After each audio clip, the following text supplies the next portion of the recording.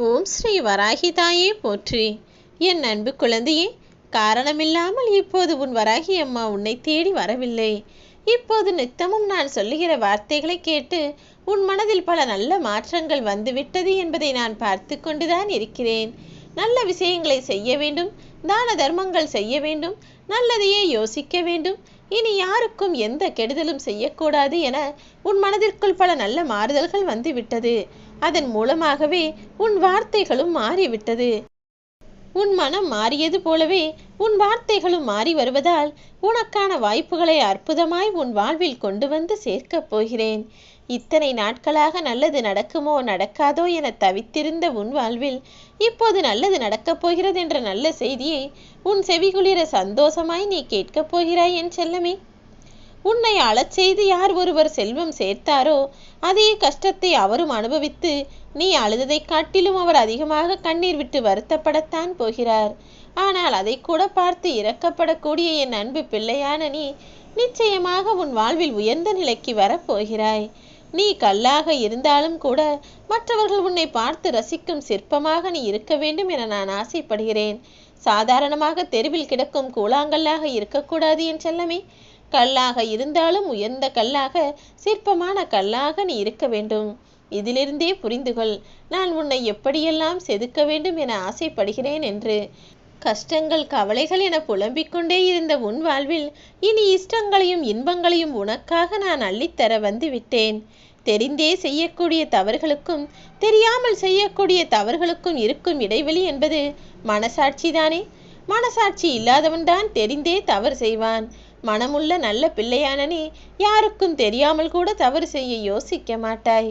உன் நல்ல குணத்தை புரிந்து கொண்டதால் தானே உனக்கான நல்ல விஷயத்தை செய்வதற்காக ஓடி வந்துள்ளேன். நல்ல மனிதனாகிய உன்னை உருவாக்குவதில் தான் உன் வராகி அம்மா எனக்கு பெருமை. இன்பமும் துன்பமும் என்னதான் உன் வாழ்வில் சரிசமமாக வந்து போனாலுமே கூட நீ விரும்பாத துன்பத்தை உன்னிடமிருந்து விலக்கி வைப்பதற்காக தான் இப்போது உன்னை தேடி வந்துள்ளேன். உன் வாழ்வில் இருக்கக்கூடிய ஒரு கெட்ட பழக்கத்தை விட வேண்டும் என நீ யோசிக்கிறாய். ஆனால் அதனை விட்டுவிட முடியாமல் நித்தமும் நீ தவிப்பதையும் அதை பற்றி யோசிப்பதையும் பார்த்து கொண்டுதான் இருக்கிறேன். கெட்ட பழக்கத்தை விடுவதற்கான ஒரு நல்ல வழி என்ன தெரியுமா? நல்ல பழக்கத்தை ஏற்படுத்தி கொள்வதுதான். நல்ல பழக்கம் எதுவென யோசி. முடிந்தால் உன் வராகி அம்மா என்னை அடிக்கடி மனதில் நினைத்துக் கொள்வதையும் என் நாமத்தை சொல்லும் பழக்கத்தையும் உனக்குள் உருவாக்கிக்கொள். எல்லா கஷ்டங்களிலிருந்தும் மனவேதனையிலிருந்தும் மன பாரத்திலிருந்தும் உன்னால் விலகி வர முடியும் என் செல்லமே. எப்படி வாழ வேண்டும் என்பதை நீ உணராததால் தானே எதற்காக நான் வாழ வேண்டும் என சலிப்படைந்து வெறுப்படைந்து வருத்தப்படுகிறாய். நீ எப்படியெல்லாம் வாழ வேண்டும் என ஆசைப்பட்டாயோ அந்த சந்தோஷ வாழ்க்கையை உனக்காக நான் உன்னை வாழ வைப்பேன். ஏழையிடம் சாபமும் வாங்கக்கூடாது, பணக்காரனிடம் பாராட்டும் வாங்கக்கூடாது. ஏனெனில் ஏழை என்பவன் அவ்வளவு சுலபமாக யாரையும் சபிக்க மாட்டான். யார் ஒருவன் அவனுக்கு துரோகம் செய்கிறாரோ அப்பொழுது பொறுக்க மாட்டாமல் வயிறெறிந்து என்னை கஷ்டப்படுத்துகிற நீ நன்றாய் இருக்க மாட்டாய் என சாபம் விட்டுவிட்டால் அது அப்படியே பழித்துவிடும் என் செல்லமே. அவன் பாட்டு அவன் வேலையை செய்து கொண்டு குடும்பத்தை நடத்த கஷ்டப்படுத்தி கொண்டு வறுமையை நினைத்து வாடி வதங்கிக் கொண்டு இருக்கும் வேளையில் யார் ஒருவரும் அவருக்கு துரோகமோ கெடுதலோ செய்துவிடக்கூடாது. அப்படி கெடுதல் செய்துவிட்டால், அப்படி வறுமையில் வாழ்ந்து கொண்டிருக்கும் ஒரு ஏழை சாபம் விட்டுவிட்டால் அது மிக பெரும் பாவமாக சேர்ந்துவிடும். அதற்காக தான் சொல்கிறேன், பணக்காரன் என்பவன் நல்லது செய்தாலும் பயப்பட வேண்டும், கெட்டது செய்தாலும் பயப்பட வேண்டும். ஏனெனில் அவன் அவ்வளவு சுலபமாக யாருக்கும் நல்லது செய்ய மாட்டான். கெட்டதையே செய்து கொண்டிருக்கும் அவன் வாழ்வில் நல்லவர்கள் யாரையாவது ஒருவரை பாராட்டி விட்டால் அது நிச்சயம் சந்தேகத்திற்கிடமான விஷயம்தான். அதனால்தான் உன்னிடம் சொன்னேன், ஏழையிடம் போய் சாபம் வாங்கி விடாதே, பணக்காரனிடம் பாராட்டு வாங்கி விடாதே என. தவறான மனிதர்கள் உன் வாழ்வில் உன்னை சுற்றி ஒரு சிலர் இருக்கத்தான் செய்கிறார்கள். ஆனால் கூடிய விரைவில் அவர்கள் உன்னை விட்டு விலகுவதற்கான வழிகளை நான் உருவாக்குவேன். அப்போதிலிருந்தே உன் வாழ்வில் எல்லா நல்ல விஷயங்களும் நடந்து நீ மகிழ்ச்சியாக உன் வாழ்க்கையை வாழ ஆரம்பித்து விடலாம் என் தங்கமே. ஒரு விஷயத்தை மட்டும் தெளிவாக புரிந்துகொள். கவலையால் வாடி வருந்தி வதங்கி கவலைகளாலே வீழ்ந்து போனவனும் உண்டு.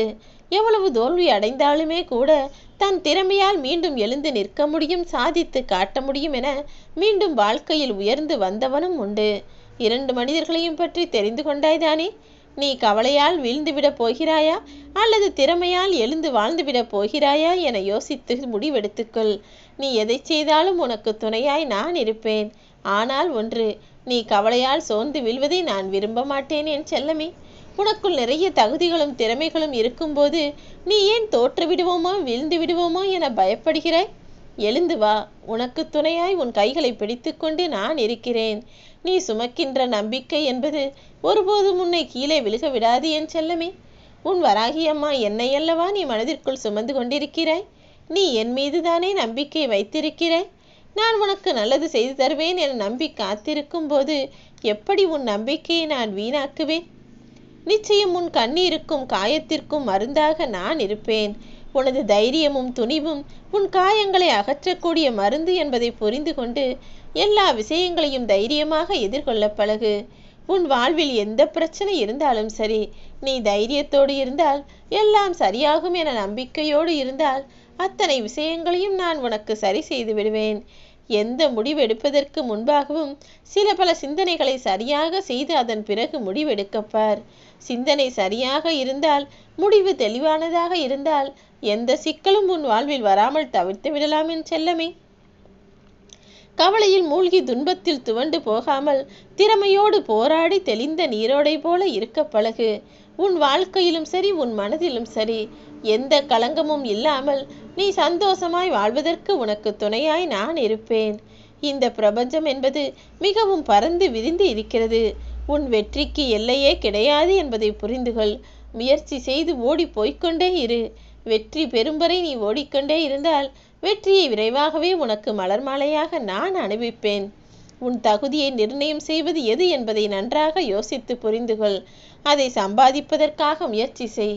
இந்த உலகமே உன்னை விரைவில் திரும்பி பார்க்கும்படி உனக்கான வெற்றியை மிக பெரிய அளவில் நான் கொண்டு வந்து கொடுப்பேன் என் செல்லமே. வாழ்க்கையில் பயம் இருந்தால் வாழவே முடியாது. கவலை இருந்தால் சிரிக்கவே முடியாது. ஆனால் துணிவு இருந்தால் நீ தோற்கக்கூட முடியாது என்பதை புரிந்துகொள்.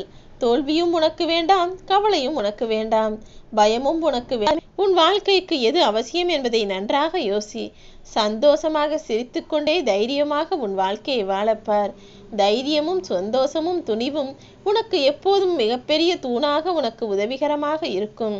எதிரி எவ்வளவு பெரியது என்பது முக்கியமல்ல, உனது துணிச்சலும் தன்னம்பிக்கையும் எவ்வளவு பெரிது என்பதுதான் முக்கியம். அதை உன்வசமாக நீ வைத்து கொண்டாலே வெற்றி தானாக உன்வசமாக உன் கட்டுக்குள் வந்துவிடும். நீ எதிர்பார்த்த விஷயங்களை நல்லபடியாக நடத்தி கொடுத்து அது நல்லதாக நடக்கப் போகிறது என்ற நல்ல செய்தியையும் உன்னிடம் நானே கொண்டு வந்து சேர்க்கத்தான் வந்தேன். சர்வ நிச்சயமாக நீ எதிர்பார்த்த ஒரு விஷயத்தை உன் கைகளில் நானே ஒப்படைப்பேன். அதை கையோடு கொண்டு வந்து நீ எனக்கு நன்றி சொல்லும்படி உன் வாழ்வில் இப்போது ஒரு அற்புதத்தை நிகழ்த்தத்தான் போகிறேன். வெகு விரைவாகவே உன் மனதில் இருக்கும் பாரத்தையும் சுமையையும் இறக்கி வைத்து சந்தோஷ சுமையை உனக்கு கொடுக்க போகிறேன். ஆம் செல்லமே, சந்தோஷத்தை உன் மனம் முழுவதும் நீ பரவ விட்டு சுமக்கப் போகிறாய். நல்லதையே நடக்கச் செய்வேன். ஓம் வராகி.